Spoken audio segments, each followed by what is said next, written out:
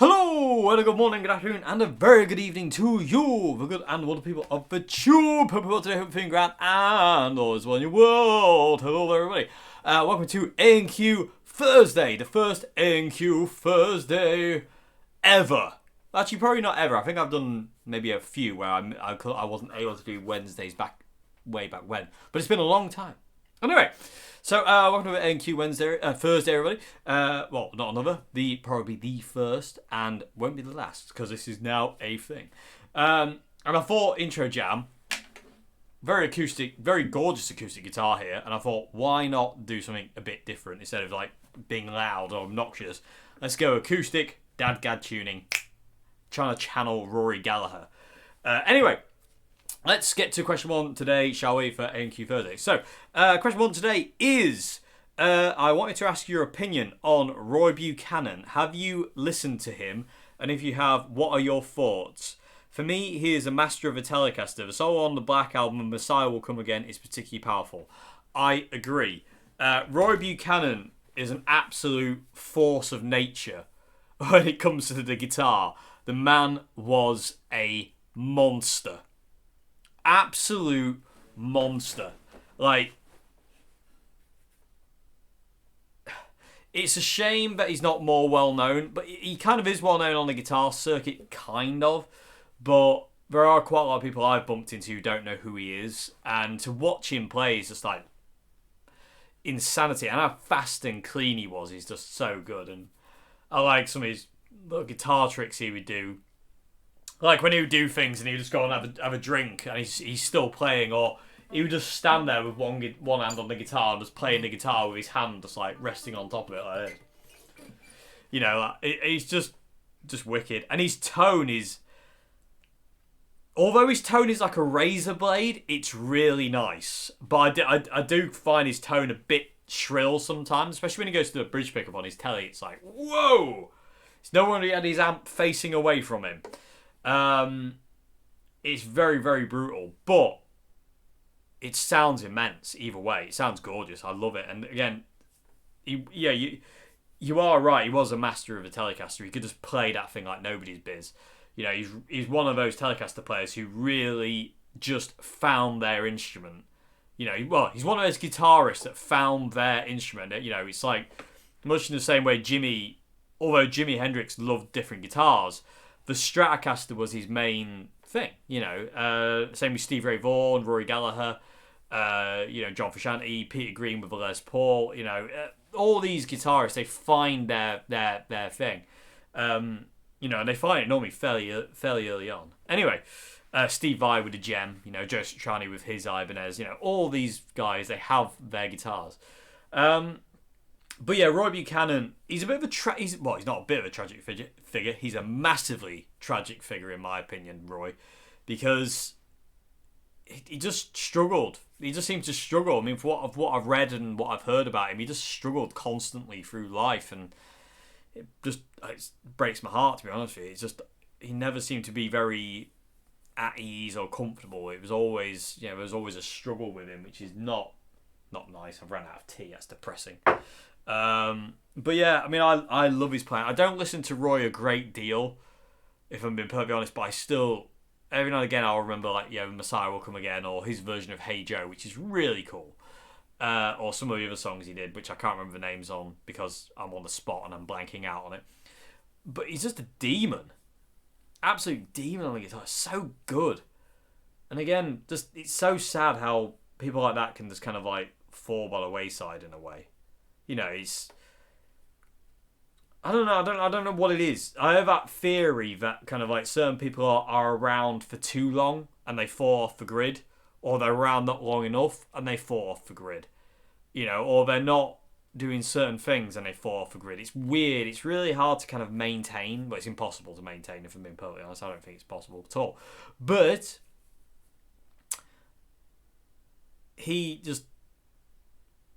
the man was a monster. Like a lot of guitarists, you know. They're really, really, but overlooked, so to say. But yeah, Roy Buchanan, I love him. People of the Tube, what do you think to Roy Buchanan? And if you've never heard of him, go and look him up, especially The Messiah Will Come Again. This guy is exactly right. The Messiah Will Come Again is so powerful, especially the Austin City Limits version. wow. And on a side note to The Messiah Will Come Again, Roy Buchanan's version, Gary Moore's version of that song at the Montreux Jazz Festival, he's playing Peter Green's 59. That's powerful as well. That is Gary's playing in his version of Messiah Will Come Again, not to detract from Roy here at all, but Gary's version of Messiah Will Come Again at the Montreux Jazz Festival, I forget exactly when that is, but he's playing Peter Green's Les Paul 59.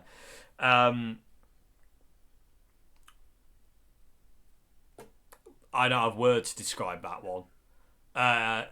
Is it better than Roy Buchanan's version? No. It's just different.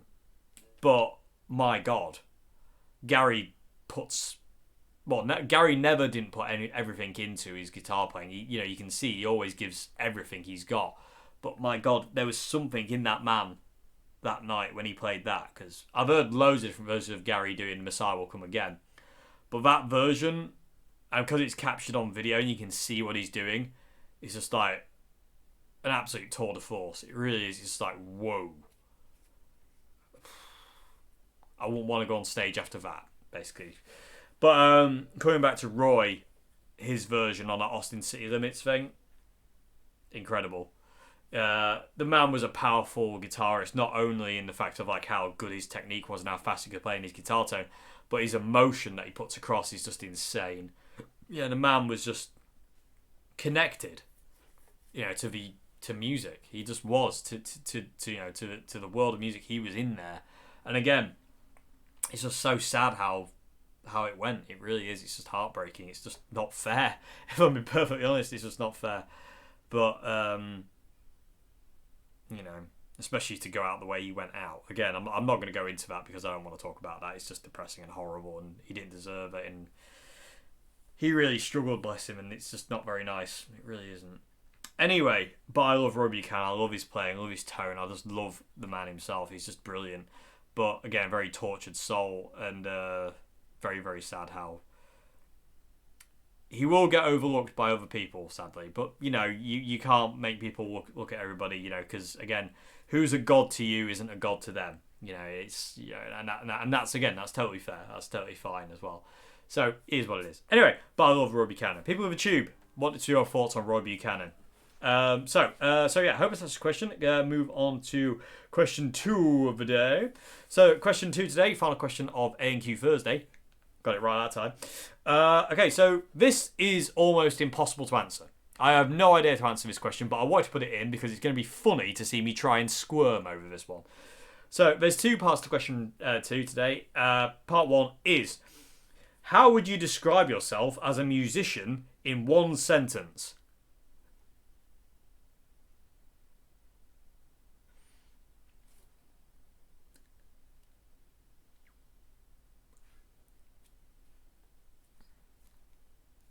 Honestly, I have no idea.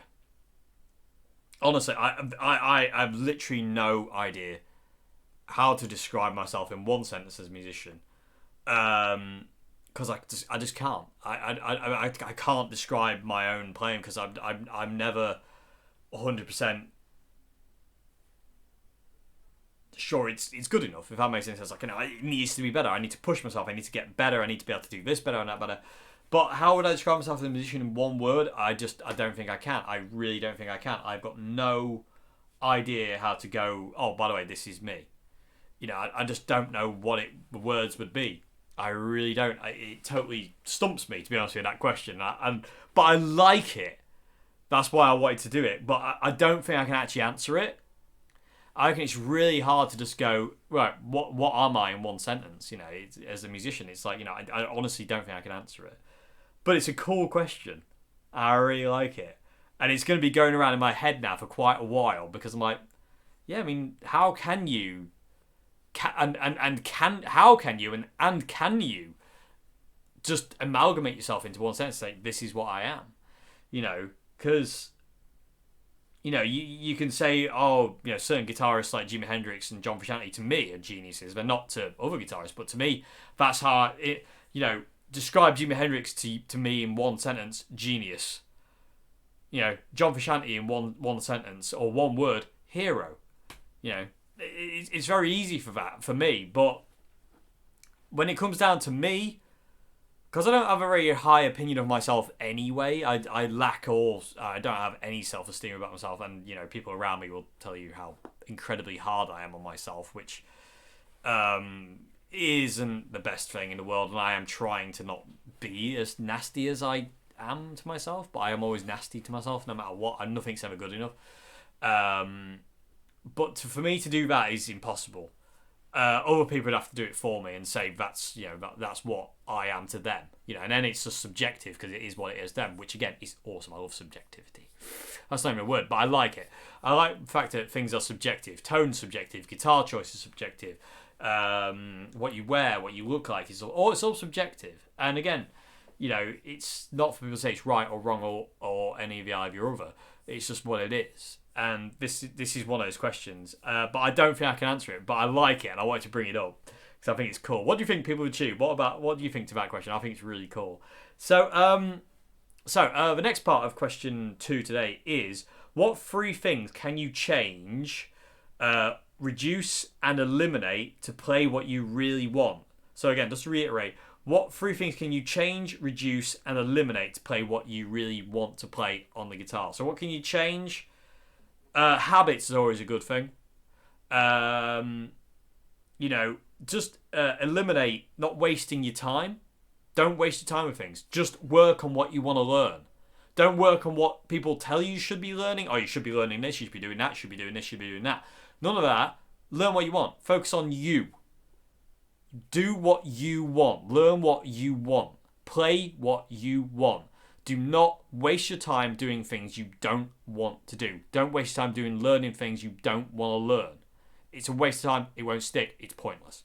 So that kind of thing, you know, and reduce. Again, just reduce the amount of time you're spending on doing things you shouldn't be doing that isn't pushing you along. You know, if that makes any sense whatsoever.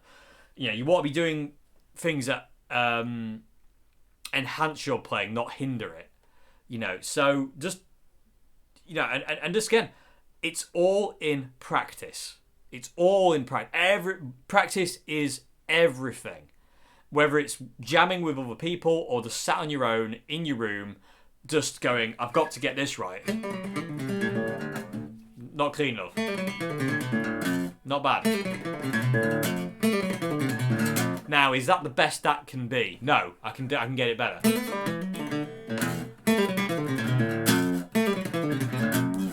You know, that kind of thing. You know, just you've kind of got to be your own worst critic, really. You got to be really, you know, you got to be a bit kind of drivey to yourself to kind of go, no, not good enough, do it again. No, not good enough, do it again. But be careful of that, because otherwise you end up like, you know, like I do when I just get myself into these stupid states where I just feel I'm garbage. Anyway, and that's not a nice place to be, people. I just don't do it. But it's all in practice. The more you put in, the more you get out. The less you put in, the less you get out. It's literally that simple. The more hours you put, the more hours, years, minutes, seconds on the guitar you put in, the more you will get out of it. You know, the less you put in, the less you get out of it. It really is that simple. You know, I have people asking me all the time, like, you know, well, how do I do this and how do I do that? And it's simple. It's just, you know, practice. It's all practice. You can sit there all day thinking about kind of like, you know, should I be doing this? Should I be doing that? How am I going to do this? How am I going to do that? But until you actually get on and do it, you ain't going to get anywhere. Miyamoto Musashi, the samurai on my arm, he's got a book called The Book of the Five Rings, where he talks about his teachings, his sword teachings. And at the end of everything he talks about, like, you know, if he's talking about kind of like picking a fight with 5 people or how to draw your sword or this, that and the other properly, he'll always say you should experience this thoroughly or something along those lines. That's probably not verbatim, but like, you know, that's not word for word, but it's along those lines where he's like, you know, you should experience this fully. And by that, he doesn't mean sit there and read more about it or think about it. He means go out and actually do it. So when he's talking about engaging in a fight with 5 other samurai, he's go and pick a fight with 5 samurai and see if you can win. You know, it's all about doing it practically, and again, practical practice. I always feel that learning songs fully and playing along songs is really important. I just think it's massively important to do that. So, that's what I did a lot of. Not just sitting there doing theoretical stuff and running scales. Just that kind of thing. It's only going to get you so far. You need to be kind of like, really doing things that is going to practically push you along as a musician and really drive you and push you to your limit so you can get better. Staying in your comfort zone is a bad thing. You need to be outside of it so you can learn it. You need to be like a sponge where you just take it all in. So, and again, it all just comes down to practice and practical practice as well. You need to put these things you learn into practice practically. You can't just be kind of going, oh, I'm just going to do that at my house. You need to be going out there and trying it with your friends or whatever. Anybody who plays instruments, jam nights, stuff like that's starting to happen again now, thank the gravy lords. And we can start doing that kind of thing again. We can start socialising, we can go around to each other's houses, we can start jamming again. That's really important, I think. So, that kind of thing is really, really cool. So, that's what I would say there. They're the kind of things you can change, reduce, and eliminate. But it all comes down to practice. And I keep reiterating that, but it's so really important. I really cannot state that enough. Just to sit there and put the hours in, playing along to songs, learning songs, and just basically just going at a guitar. And again, the more you put in, the more you get out. Really is that simple. The less you put in, you ain't going to get anywhere. And that's literally as simple as it is. That's exactly what it is. Anyway, but yeah, that's it. So I hope I've answered your questions okay I hope I've answered your questions okay today, people of YouTube. If you want to submit a question for Q&A Wednesday or A&Q Thursday, A&Q Wednesday or A&Q Thursday, this is going to take a bit of getting used to. So you're going to have to bear with me for a while on this one, people of YouTube. The description box below has an email link. Email me there. I will get to it when I get to it. I go through my emails sequentially. I don't pick and choose. The only time I won't answer your question is if I've answered it before multiple times. So if you send me a question on something I've already answered 3 or 4 times in a previous A&Q, I won't be answering it again.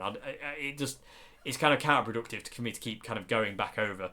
So and it doesn't really make much sense to do that. So if you ask me a question that I don't answer, odds are it's in the playlist somewhere in one of my A&Qs. But yeah, but I hope I've answered your questions okay. As usual, Mr. Fear is there telling me that I've done a really bad job. But hopefully there's something in there you can take away. Like I say, if you want to submit a question for Q&A Wednesday, description box below. And yeah, I'll see you again tomorrow for part 1 of, I believe it's an amp demo. I could be wrong. Anyway, but either way, part 1 and then part 2 on Saturday. I'm looking forward to this. This is cool. Anyway, it means I don't have to shorten my videos, but technically I have short videos. So thank you to all you people out there who recommended that. It's a really great, genius idea that I didn't even think of. So thank you very much indeed, people of YouTube. Again, you're all amazing. You're just wicked.